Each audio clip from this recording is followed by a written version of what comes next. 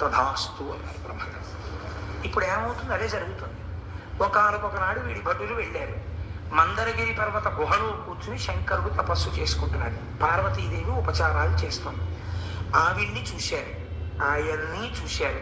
ఈ తపస్సు చేసుకునేవాడికి ఇంత అందమైన భార్య ఎందుకు, మనకు అంధకాసురుడికి అయితే బాగుంటుందని వాడికి చెప్పాడు. వాడు కబురు చేశాడు, నీ భార్యను నాకు ఇచ్చి నువ్వు తపస్సు చేసుకోవడానికి వెళ్ళిపో, లేకపోతే చంపేస్తాను అన్నాడు. శివుడు అన్నాడు, నేను నిన్ను చంపేస్తాను తప్ప నీ చేతిలో నేను చచ్చిపోలేను. ఇలా కనపడుతున్నానని అలా అనుకుంటున్నావేమో, నేను యుద్ధానికి వస్తే చాలా తేడాగా ఉంటుంది. కాబట్టి అబ్బాయి, నువ్వు ఇటువంటి మాటలు మాట్లాడరాదు. వాడికి ఇది అర్థం కాలేదు. అర్థం కాకపోతే శంకరుడప్పుడు తపస్సులో ఉన్నాడు, ఆయనకి తెలుసు వీడి ఎందు ఈ లక్షణము బాగా గట్టి పడాలి, గట్టి పడితే వీడు చచ్చిపోతాడు. కాబట్టి ఇప్పుడు ఆయన అన్నారు, ఏమిటి అల్లరంతా నీ కోసం వాళ్ళు వస్తూ ఉండడం ఏమిటి, వాళ్ళేమో నేను భారీగా పొందాలనుకోవడం ఏమిటి, నన్ను అడుగుతూ ఉండడం ఏమిటి, నేను ఇక్కడ కూర్చోవాలంటే తపస్సు పాడైపోతుంది, నేను ఇంకో చోటుకి వెళ్ళిపోయి 1000 ఏళ్ళు తపస్సు చేసుకుంటాను, నీ పాటలు ఎవరు నువ్వు పడనై వెళ్ళిపోయాడు. అంటే భార్యను వదిలేశాడని మీరు అనుకుంటున్నారా? కాదు. ఆయనకి తెలుసు వాడి పాపం పండడానికి తన మధ్యలో ఉండకుండా చూపు వాడు చూసి వాడు చచ్చిపోవాలి. కాబట్టి ఇప్పుడు ఆ అంధకాసురుడు అమ్మవారి కోసం అని చెప్పి యుద్ధం మొదలెట్టాడు. దేవతలందరూ అమ్మవారి పక్షం, రాక్షసులందరూ వాళ్ళ పక్షం. ఇది మీరు చాలా జాగ్రత్తగా వినండి సుమా. యుద్ధం జరిగింది, 1000 ఏళ్ళు అయిపోయింది. యుద్ధంలో అయిపోతే శంకరుడు తిరిగి వచ్చాడు. ఏమి ఇంకా అవలేదా, ఈ గొడవ తేలలేదా, ఇంకా వాడు ఏం అయిపోలేదా అన్నాడు. ఇంకా అవలేదు, అవుతోంది గొడవ, యుద్ధం జరుగుతోంది మా మధ్య అన్నాడు. ఇంతలో ఒక చిత్రం జరిగింది. విఘసుడు అని ఒక రాక్షసుడు బయలుదేరాడు.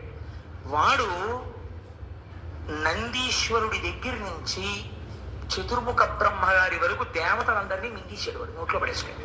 ఇప్పుడు వాళ్ళందరూ వాడి కడుపులోకి వెళ్ళిపోయారు. ఏడి నందీశ్వరుడు అని అడిగాడు. ఆయన మింగేశాడు విఘసుడు అన్నాడు. ఇలాంటి రాక్షసులు కూడా ఉన్నారన్నమాటని శంకరుడు తన త్రిశూలంతో వాడి పొట్ట మీద పొడిచి నొక్కితే దేవతలందరూ మళ్ళీ నోట్లోంచి బయటపడ్డారు. బయటపడి మళ్ళీ వాళ్ళు శంకరుడి పక్షానికి వచ్చి యుద్ధం మొదలెట్టారు. ఇలా యుద్ధం మొదలు పెడితే వచ్చిన ఇబ్బంది ఏం లేదండి, కానీ ఒక్కటే ఇబ్బంది వచ్చింది. శంకరుడు దేవతా సైన్యము పొడుస్తూ ఉండడం, చంపుతూ ఉండడం. అదే ఆయన ఇచ్చిన వరంతో పని చేస్తే బాగుంటుందా బాగుండదా అని ఆలోచించి, నేను రాక్షసులకు గురువును కదా చేయకపోతే బాగుండదని ఈ శుక్రాచార్యులు వారు వచ్చి మృత సంజీవని మంత్రం వేస్తుండడం. ఇందువల్ల యుద్ధం అవ్వట్లేదు. ఎంత మందిని చంపినా మళ్ళీ తెల్లవారేటప్పటికి అటెండెన్స్ రిజిస్టర్లో అన్ని పేర్లు ఉంటున్నాయి, మళ్ళీ వచ్చేస్తున్నారు యుద్ధానికి. ఉరే వీళ్ళందరినీ నేను చంపేశాం కదరా మళ్ళీ వచ్చేస్తున్నారు ఏమిట్రా అంటే, దర్శనం చేసుకున్న వాళ్ళే మళ్ళీ దర్శనానికి వచ్చేస్తున్నారేమోనయ్యా, ఇంతమంది ఉన్నారు ఏమిటన్నారు మన స్వామి గారు. అలా ఇదేమిటి ఇలా వచ్చేస్తున్నారు, విషయం ఏమిటన్నాడు తెలియనట్టు శంకరుడు. అంటే కింకరుడు అన్నాడు ఆయన దగ్గర ఉన్నవాడు, శుక్రాచార్యుల వారికి మీరు ఉపదేశం చేసేసారు కదా మహానుభావ, ఆయన మళ్ళీ బతికించేస్తున్నాడు. ఎక్కడున్నాడు శుక్రుడు అన్నాడు. అదిగో అక్కడ పర్ణశాల వేసుకుని శరీరాలు అక్కడికి పట్టుకెడతారు, మంత్రం చెప్తుంటారు, వాళ్ళు లేచి వచ్చేస్తుంటారు. ఇదే ప్రక్రియ. అందుకని ఇలా వెళ్ళి ప్రసాదం ముచ్చుకొచ్చేసినట్టు ఈ భౌతికాయాలు తీసుకుని అక్కడికి వెడతారు. ఆయన ఇలా అంటాడు, మళ్ళీ లేచి వెళ్ళిపోతుంటారు, పరిగెడుతుంటారు, వాళ్ళు యుద్ధానికి వచ్చేస్తుంటారు. అందులో వాళ్ళకి భయం లేదు అసలు చావని.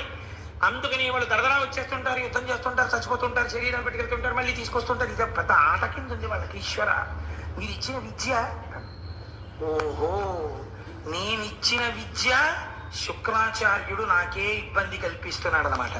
శుక్రుణ్ణి పట్టి ఇక్కడికి తెండండి. దేవతలు వెళ్ళి శుక్రుణ్ణి పట్టి తీసుకొచ్చారు.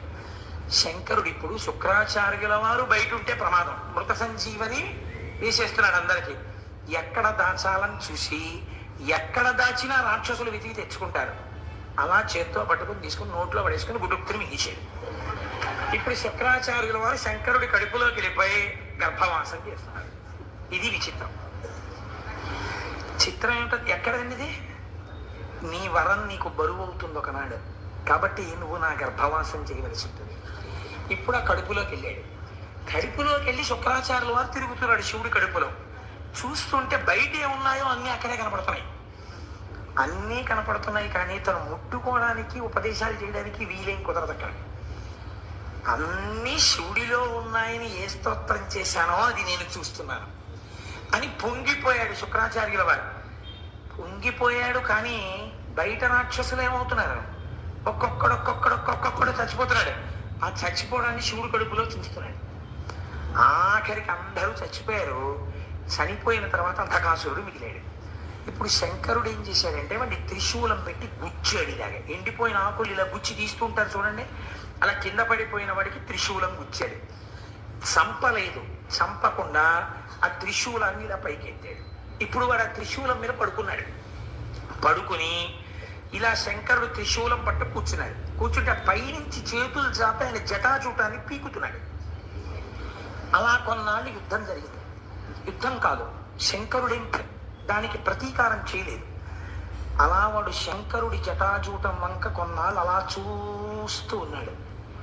చూస్తూ ఉండిపోయిన తర్వాత ఒక ఆశ్చర్యకరమైనటువంటి విషయము ద్యోతకమైంది. ఈ కంటితో ఉన్న కంటితో ఇన్నాళ్ల నుంచి దేన్ని చూసి ఇవన్నీ అనుభవైక వేద్యములు అనుకుంటున్నాడో, త్రిశూలమునకు గుచ్చుకుని ఉండిపోయిన తరువాత వాడికి వీళ్ళు నా తల్లిదండ్రులు, లోకమునకే తల్లిదండ్రులు, నేను ఎంత పాపపు కోరిక కోరాను, నా పాపం ఎలా నిష్కృతవుతుందని అప్పుడు వాడు శంకరుడు యొక్క 108 నామములు చెప్పాడు. 108 నామములు చెప్పిన తర్వాత శంకరుడు త్రిశూలాన్ని కిందకి దింపి ఇలా అన్నాడు. వాడు ఊడి కింద పడ్డాడు. కింద పడి వాడు కన్నీరు వరదలై కారుతుండగా పార్వతీ పరమేశ్వరుల పాదాల మీద పడ్డాడు. అయ్యా, ఈ కంటితో చూస్తున్నది సత్యం అనుకోవడం తప్పైపోయింది. అందుకని ఒక తప్పు కోరిక కోరాను. ఈ త్రిశూలం మీద పడుకున్నాక నాకు అసలు విషయం అర్థమైంది. నా తప్పు మన్నించి నన్ను కరుణించమని అడిగాడు. నిన్ను ప్రమథగణాలలో ఒక గణాధిపతిగా తీసుకుంటున్నానని శంకరుడు గణాధిపతిగా తీసుకున్నాడు. అంధకాసురుడు శంకరుడికి కింకరుడైపోయి భక్తితో బతికేశాడు. ఆ 108 నామాలు పరమశక్తివంతం. దీని వెనకాతల ఉండే రహస్యం ఏమిటో మీకు నేను చెప్తాను కొద్దిసేపట్లో. మీరు కంగారు పడకండి. కనీసం నేను ఆ 108 నామములు మీకు చెప్పకపోతే నేను కించిత్తు దోషం చేసిన వాడిని అవుతానేమో అని నాకు అనిపించి నేను ఆ 108 నామాలు మీకు చూపించడం కోసం అని చెప్పి తీసుకొచ్చాను. మీరు ఒక్కసారి విందురు కానీ, నేను తింగరవాడిని ఇందులో పెట్టాను, అక్కడ పెట్టాను.